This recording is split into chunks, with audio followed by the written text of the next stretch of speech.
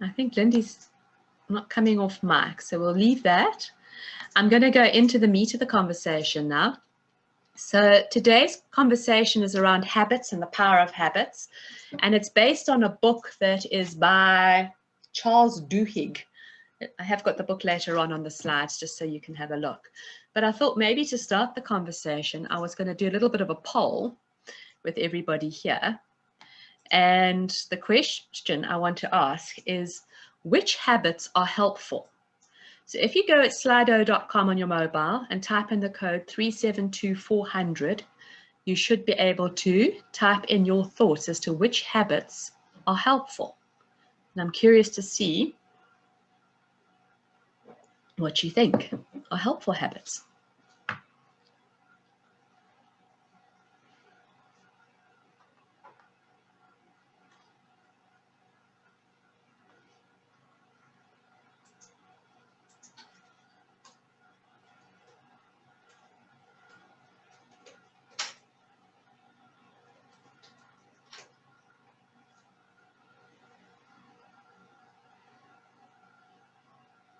No, my phone's not going to work. Weekly yoga, I like that. Any other helpful habits?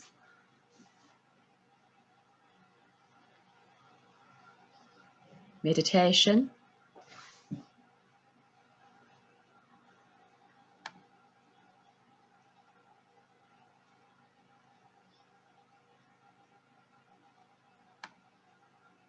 Ooh. Exercise, yoga, exercise, workouts, waking up early, drinking water. I think there was a chat comment as well. No, it's gone. Any other helpful habits? Clean eating.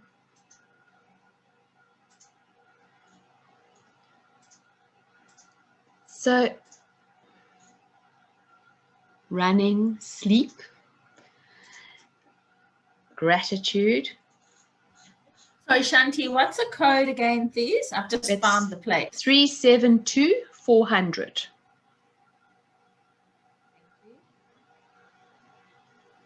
Oh, wow, cool. Mindfulness, positivity. Okay, I'm going to give Suzanne just a chance to type hers in. Calling family.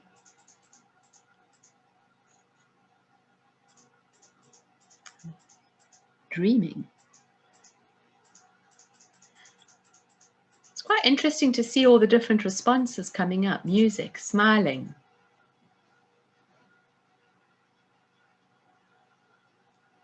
Any thoughts that are triggered as you look at the screen and see all these answers? Anything that stands out for you as a person? Come off mic and share.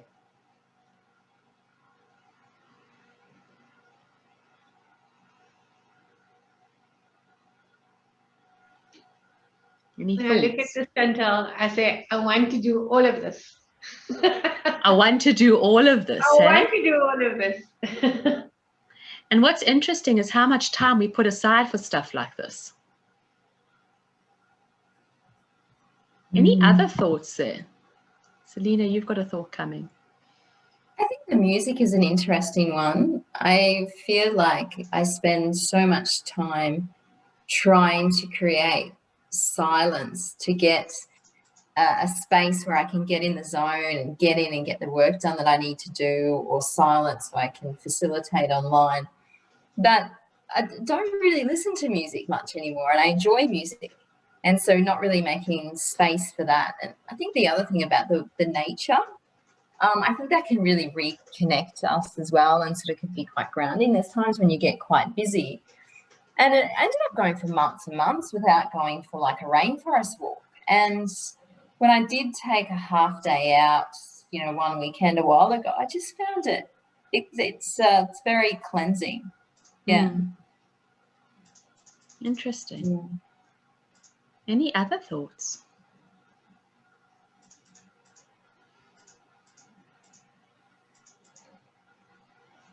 Okay. I must say, one of the things that struck me with the music is I've started doing a streaming radio while I work on things that I don't need, where I'm concentrating, but not necessarily talking to other people to help me. Some amazing stuff. I'm going to go to the next poll now, because I think the next conversation is rather around which habits need to change. So what are the things that we need to change? What are the habits that we have that are daily habits that we need to do something different about? That was Jill, I'm sure of it.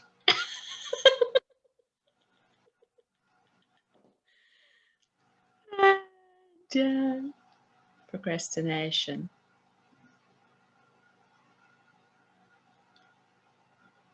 Procrastination. Late to bed. Doubt. Phones. And Cloud's not even on the call. Overwork. Eating junk. That's my one.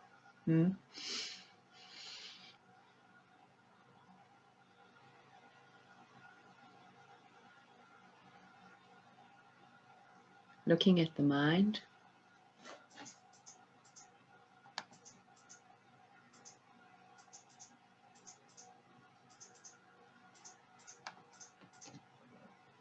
Busyness. No, that busyness one's a hard one. Too much TV. So welcome to, I think it was Muyai. Let me see the name here. There was a new person who joined. Moroi, if you can just go on to slido.com and answer the question that's up there at the moment. The code's 372400. Okay. So we're just having a look at some of the habits people need to change. Okay. Fantastic. But procrastination seems to be a big one. Is there a lot of us who've typed that in, or is it just, I don't know how this thing works. I think if you say a word more often, it comes out bigger. Not confronting. That's an interesting one.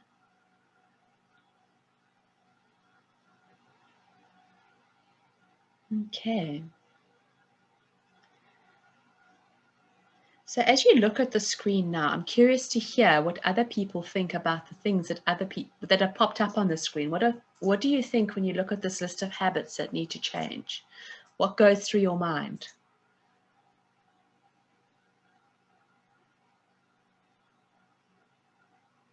Come off mic and start talking.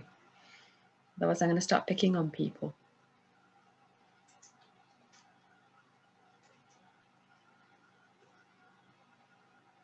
Oh, there's a lot coming soon.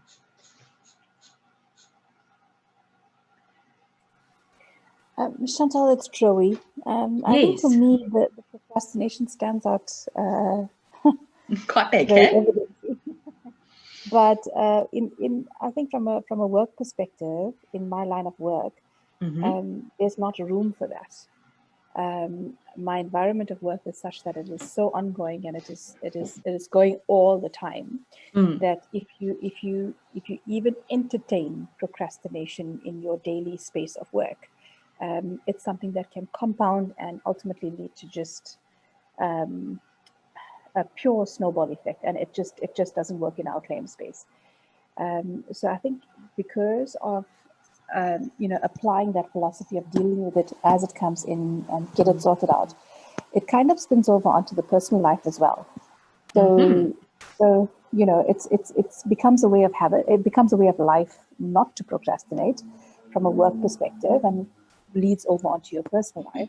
And I think ultimately it's something that I won't say it's not in your personal life, but it's there to a minimal effect.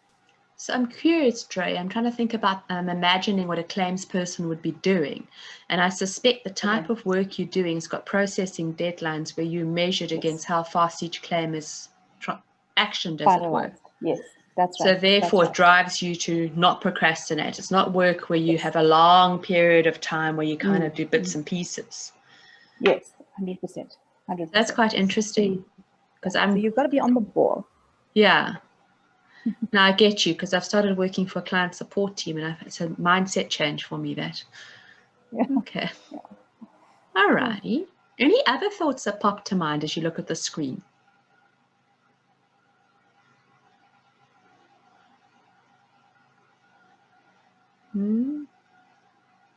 Shanti? Yes. Sorry, we all have similar issues. I relate to every single thing on the screen.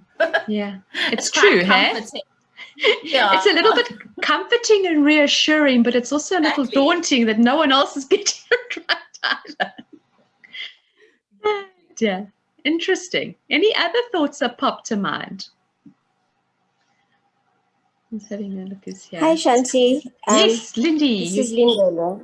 Yeah. Yeah, I was struggling to connect a bit earlier. Load Okay. shedding, the joys. No, the joys. But I think for me, as I'm looking at this, I think I relate to the previous speaker who said so many things there are just so familiar. But I think it also makes me feel overwhelmed because I think there's so many of these things that I keep trying to change, and still here. So I think looking forward to, what you're going to share around how to actually realistically shift this. Because I think, I don't know about other people, but I've just tried in many ways, different methods, different tools. But for some reason, I can't seem to kick the habit or stick to it. A bit jealous of the colleague who just said they have no procrastination at work. I was like, wow, maybe I need to do that. Yeah, wishful thinking. Those are just my thoughts. Yeah, exactly. Those are my thoughts. Thanks. Yeah. Thank you. Cool.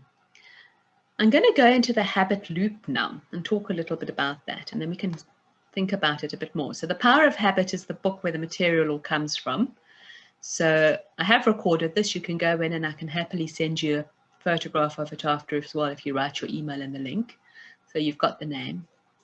It was a really good read. But the thing that they talk about in terms of habits is the habit loop. And habits start because something triggers your brain to do something or not do something in the case of procrastination. So for example, at the beginning of the week, I had lots of white space in my diary for Thursday and Friday. So the cue or the trigger was I've got plenty time. I don't have to stress. I can do everything. But I also know I need to get the stuff done, which is the reward or the prize. And because I procrastinate, which is my routine, come Thursday, it's suddenly, oops. And I'm working Thursday night, I'm up early Friday morning, and I'm literally going to be running out the door on holiday now because that routine has been sort of to push everything to the last minute. So what happens with a habit is we have what we call a cue, something that triggers your brain. We have a reward, and then we have a routine that gets you from the cue to the reward. So if I go back to the previous screen and we take one of those habits, eating junk, my favorite. So the cue might be in the afternoon, late afternoon, I feel my sugar levels dropping, I'm tired, I've been sitting in front of Zoom for a long time, I've been in meetings, and I feel, and I need energy. The routine is to go to the kitchen, look in the cupboard and find something that's going to give me a bit of a and perk me up. The reality is my kitchen probably is full of things that it shouldn't be. So I end up eating biscuits, chocolates, jelly tarts, all sorts of things that are bad for me. And I get a temporary reprieve, a reward, in that I feel a little bit more energetic on my sugar high. And so it continues. And that is the habit loop. So there's a cue, there's something that triggers your brain. There's an action or a behavior that you take, which is the habit, which gets you to a reward. And the way to break it, to break the cycle, is what we're going to talk about a little bit. But before I go into how to break the cycle, what I would like you to do is just think about one of those habits you put up on the screen here that you want to change. And I want you, in your own mind, to reflect on that loop and think about what would be the cue, what would be the routine, and what would be the reward. And as you reflect on that, if you're willing, perhaps to share just your almost analysis of one of your habits, one of the things you want to change, and what you see as you think about the model of a cue, a routine, and a reward. And whoever wants to go first, just take yourself off mic and have a think about it and share.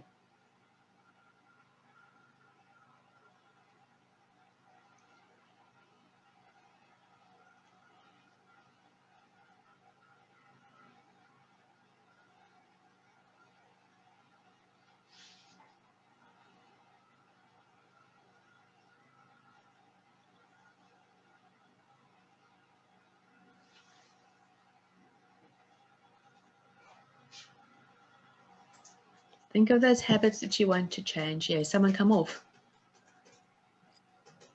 Yeah, so Shanti, I think your habit that you described around the I suppose the food situation is a good one. I think in terms of you know, what triggers your brain to do something, so you get that real dip in energy in the mid-afternoon. So you do eat the wrong food. You do go for the chocolate, whatever it may be.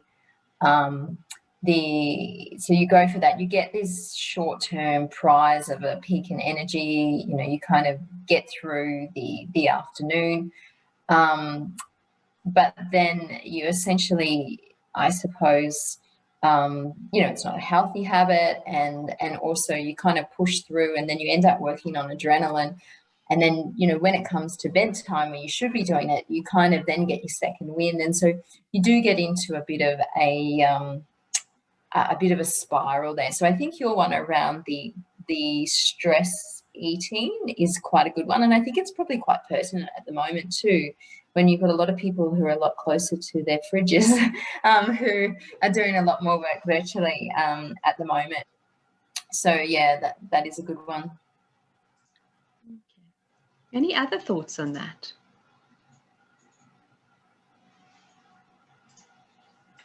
Do you want me to share my my disgusting habits? Go for it, Jill. Be brave. Okay. So yeah, and not many people know that many people out of my circle knows that I do smoke, because and I specifically do it that way because I am ashamed of the fact that I smoke. And so let's talk about the queue and when I'm sitting in the office, and so I have about 2 hours worth of back-to-back meetings, so little half-an-hour meetings, and after that 2 hours, I'm like, I need a break. That's the cue, and the break is to get away from the screen, get up. So the habit is to go for a smoke, funny, and it's like just makes no flipping sense. I know cognitively it makes no sense. The same for at home. I'm running around after my toddler, and I need a break, and that's when I go and have 10 minutes outside and just breathe in these noxious fumes. So and after that break, I temporarily feel better but worse. But yeah, it's terrible. Just yeah. Okay. And I think, what's the reward in that habit? So what is the reward that you get from following that routine? Well, it's a I don't know when to use the word breather. It's the break. It's the break in the concentration work. It's the break from the screen. It's the break from the chaos at home. Yeah. Okay. I'm going to go into the model that talks to how we break a habit now. And Jilly, I'm going to use you as my example, just because you volunteered so nicely. So the first thing they say, when you're trying to break or create a new habit, you need to understand the process, because the cue is going to stay. The cue doesn't change.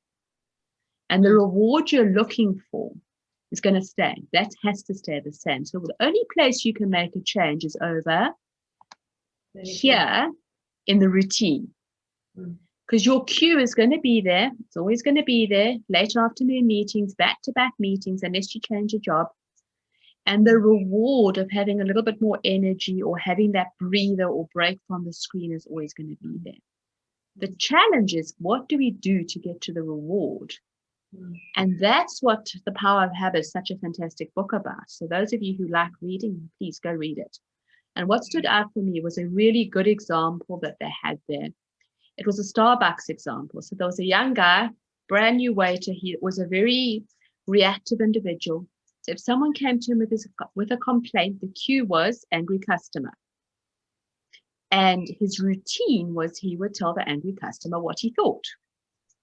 And the reward was he felt better because he'd got it off his chest. But then the consequence of that was not a positive consequence because the customer didn't come back.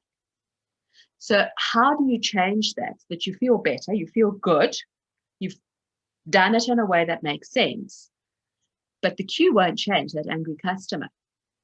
And what they did at Starbucks, which I love, is they actually created workbooks for all the waiters as part of their training academy, where they had the cue, angry customer, they had a big blank space in the middle, and then they had the reward, which was the happy customer, or the feeling of I've dealt with this customer effectively, the satisfaction. And then in between, in the routine, what they would do is give people the freedom to choose what they could do to change from the cue to the reward. And that was a white space where each person could then brainstorm different ideas and different ways and different things about what it was that they were doing. So for example, the first thing is to identify the routine, the habit. Hang on, let me just move this because I think you guys can see that sitting on top of the writing. Is to identify the routine. What is the habit? What is the routine that I'm following to deal with this issue? And the first thing that we've got the example of is the eating of junk food or going for a smoke. Okay, so there's two examples there. The next step in that is to say, okay, so what do I feel after that? What is it that I want to feel? What is it I'm looking for to feel?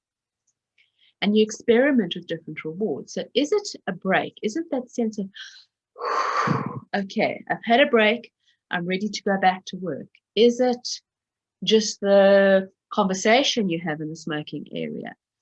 Is it the fact that you've actually just got up from your desk? What is it that reward is bringing you that you're looking for? Once you understand that, you need to go back to what is the cue. What's triggering this moment where you initiate that habit?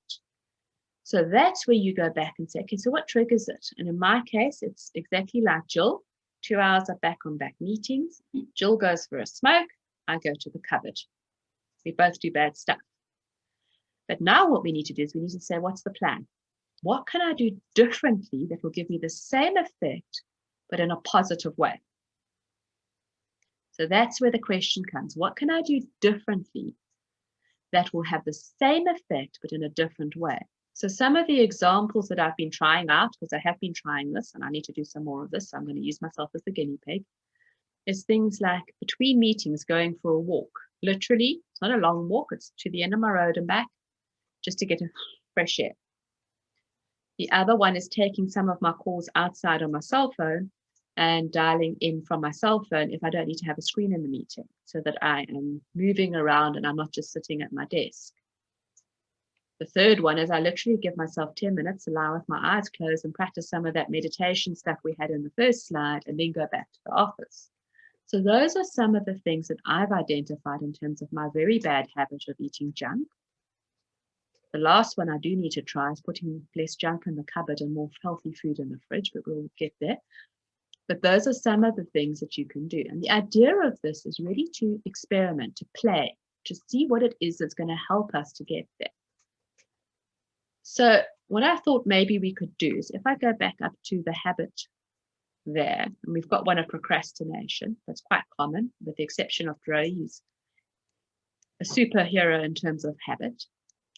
And you were to talk about things to do in terms of procrastination. How do we break that procrastination habit? What would be the cues? What are the rewards of procrastination? How do we change that? And I'm curious to think about from all of you some ideas and thinking around that.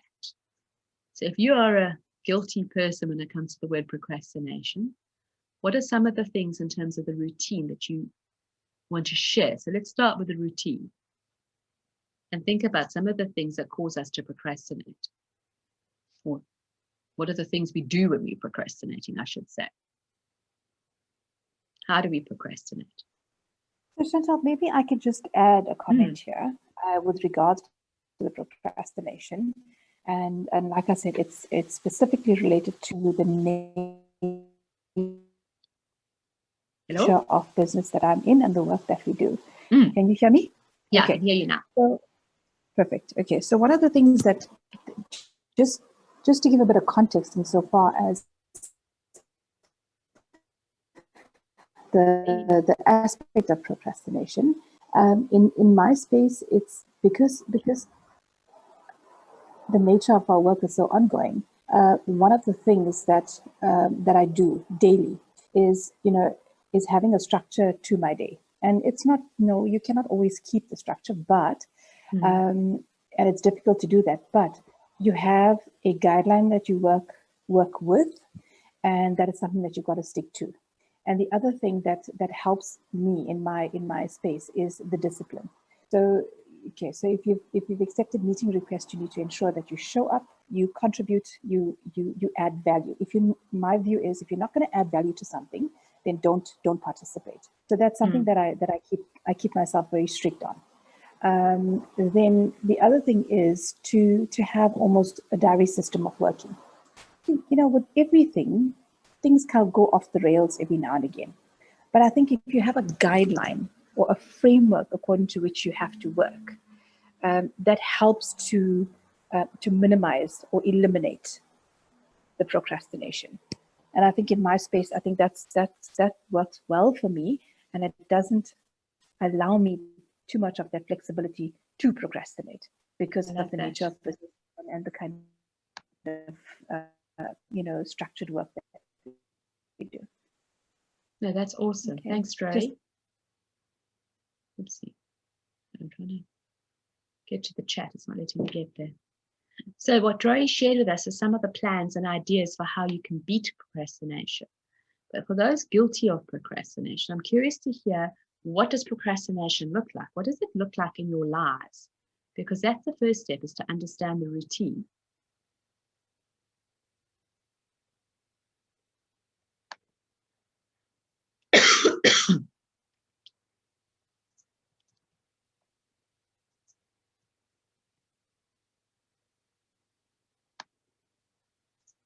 Okay. Nobody. Procrastination.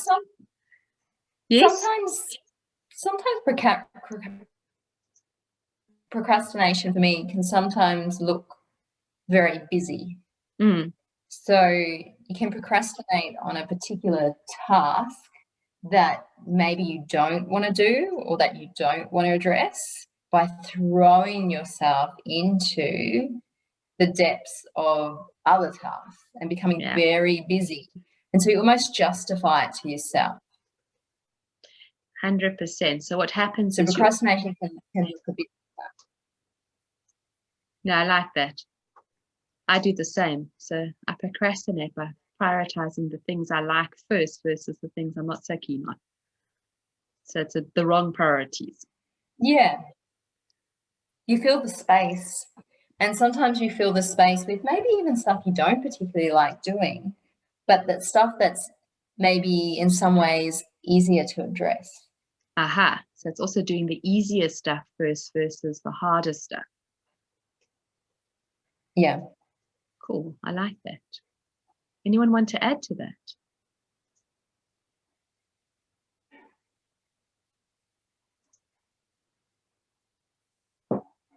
Guys aren't very chatty today.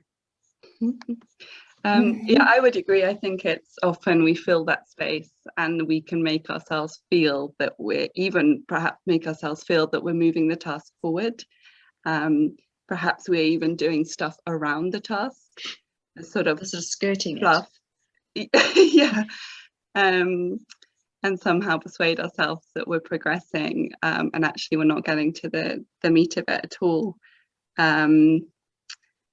And yeah, I mean, I guess there's a whole conversation around what's behind that. You know, what is it about that task that is that's daunting? Is it that we, I don't know, and I guess feel that's we're unable the cue to complete it or do it, but you know, something is causing us to do those other easier tasks, which is interesting in itself.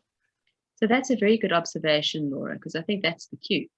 If we can understand what's preventing us from doing that task we're procrastinating with, we start to unlock this model.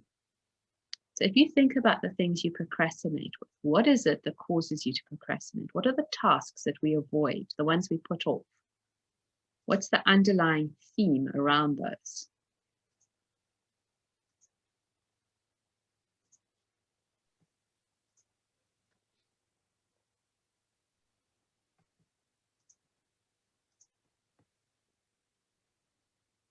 Let's talk here. Dre spoken. Selena. Joel, why do you procrastinate? What causes you to procrastinate?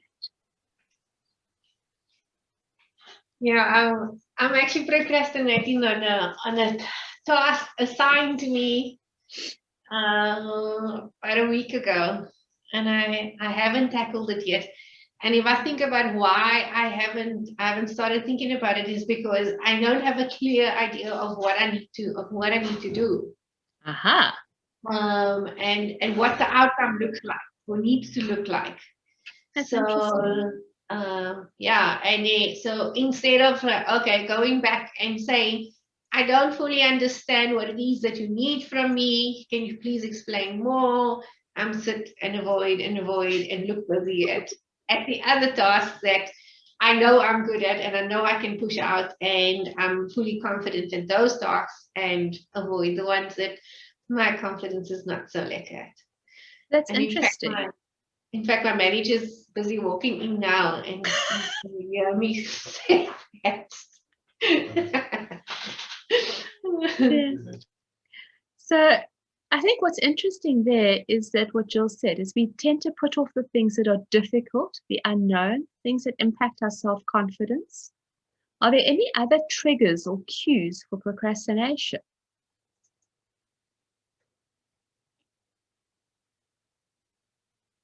Rochelle? For me, I think I'm just lazy. I'm tired all the time. My job is very demanding. When I get home, got my two little ones who are 2 years and 4 years old that need mommy's attention, doing homework. Husband needs food. So by the time I need to get, and I procrastinate with my assignments because I'm also studying.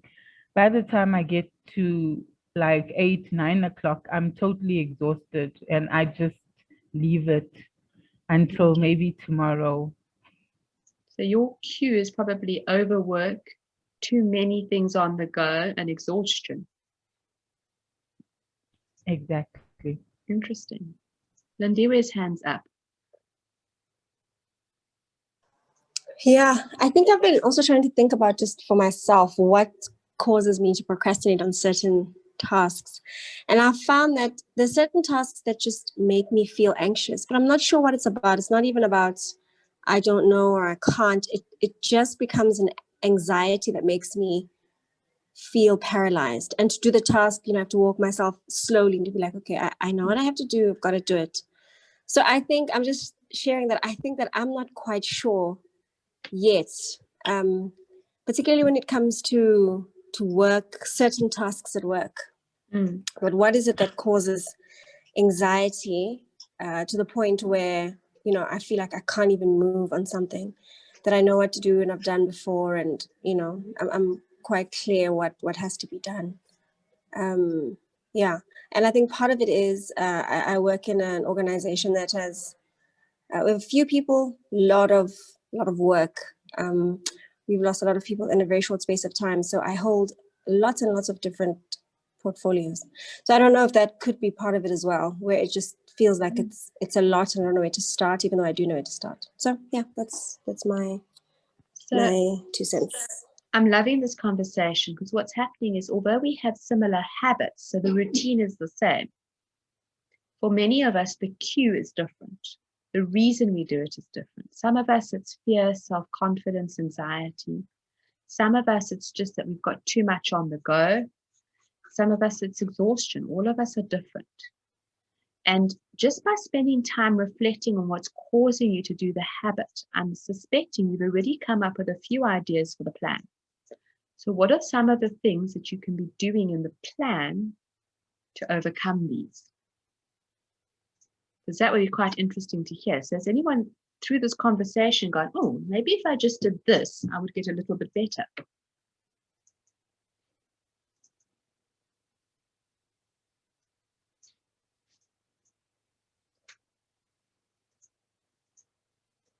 Nope. So I'll talk about some of my things that I have done recently. So one of the things is a weekly planner that talks to my top priorities for the week. Plus it speaks to what I'm going to do in terms of regular activities that need to be done every day. I'm not very good at following it every single time, but it does give a structure to my week. It does make sure that I have something to focus on in the week, and I do have a sense of satisfaction as I cross certain things off. There's still those moments where you find one of those ones where you just don't get, and then suddenly you get the phone call, you've got a feedback on Monday or Tuesday. It's like, whoops. But it's improved. Any other things that people have tried to implement to avoid procrastination?